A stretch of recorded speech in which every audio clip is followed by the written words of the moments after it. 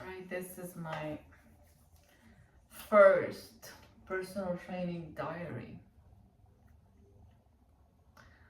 I'm putting shea butter on my face because it's really good for moisturizing.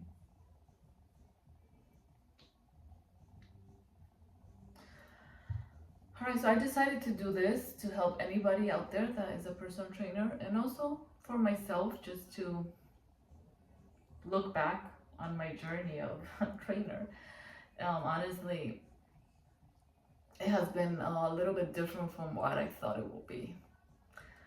I became a trainer during COVID. It has always been my dream. I was always an instructor. I used to teach yoga since I was like 18. I started teaching dance and yoga. So I like fitness a lot, and I started teaching very early. But being an instructor is totally different from being a trainer. As an instructor, you don't really get to know your clients or your students as much. But as a trainer, you really get to know them like a lot. This is my journey or my diary. And we're gonna start with a little bit of history, like a little bit of my background. I studied somebody left the door open. I studied nutrition. I have certifications, but I studied dance and theater at a university. But my bachelor's is in dance. Like, dance is my passion. But fitness has always been part of my life. So that is my background. And then fitness, I just love fitness since I was young. I like to stay active. So today, I just see how much like I didn't realize of how my life as a trainer was gonna be. Like, I don't know, like I've always thought that, you would go, you train, and you would not really get close to your clients. But I think that the relationship that you can build with a client is very, very close, especially the more you get to know them. Like, if you have been with your client for many, it's only been more than a year that I've been a trainer, so I cannot talk much about it, but all I can say is that, yeah, your relationship is like a lot. Like, you get to know your clients like in a deeper level. It is a close relationship, and I thank God that most of my clients are women. So we build a really nice relationship as a client and trainer. We become trainers because we care about people's health and fitness. So, well, that's the main reason I wanted to be a trainer. Also because I like fitness. I was already, an instructor, so I was like, why not become a trainer? So, I don't know, that's something big. Like, the fact that you get very close to your clients, the fact that they also get very close to you, especially, like I said, if you've been with that client for a long time. And one of the biggest satisfactions of the job, like one of the things that I love the most is, finishing their training, maybe if it's 3 months, 6 months, 9 months, and teaching them everything that they need to do, all the tools for them to be successful on their own. And that's like our main goal. As trainers, we want to make sure that we're giving them everything that they need, so when they're done training with you, they'll be able to continue on their own and just be fit and healthy. And that's, like, I feel like that's the most beautiful part of the job. But it does have, like, I just underestimated like all the aspects of being a trainer, especially how hard it can be, and the relationship, how close you can get, and then also the stresses of like being a trainer. Like, since and being an instructor, you don't get close to anybody. Like, you just go, you teach your class, and then you get out. Like, basically, I'm not really like the type of instructor that will be there like others. I've seen a lot of instructors that stay longer and they talk, and they have like a really close relationship with their students, you know. I remember I had a relationship like that with my belly dance teacher. She was really, really nice, but it doesn't really happen always. But you know, as a trainer, you will get very close to your clients. And like today I had a conversation, you know, sometimes you're even like done with training and they stay talking to you. Like, most of the clients, they really want to talk.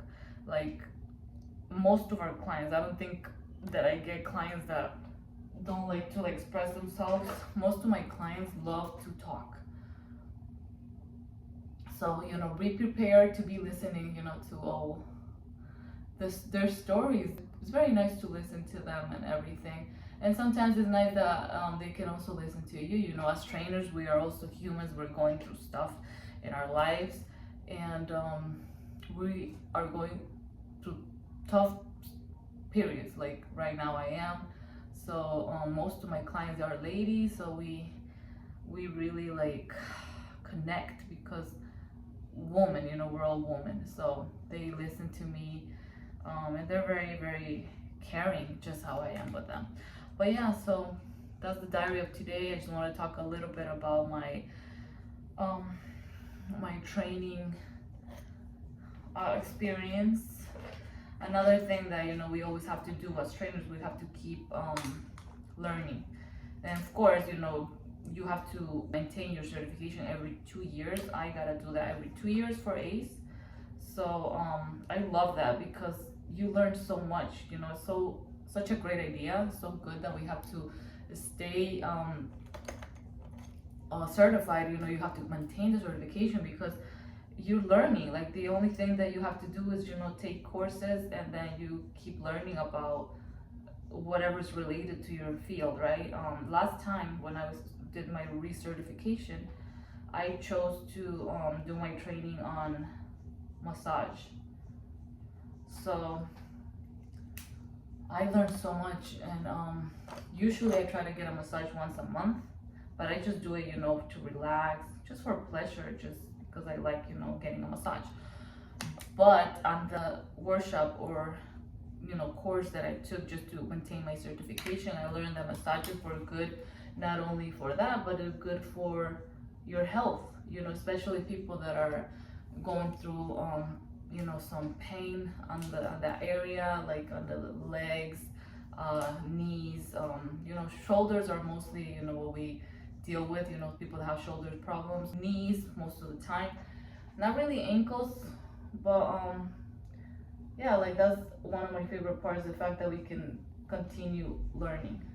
Being a professional, you know, you're a trainer, you gotta still, even though if you get close to your clients, keep it professional, keep it very you know, have a distance, have a type of a distance that will still keep you in the professional area.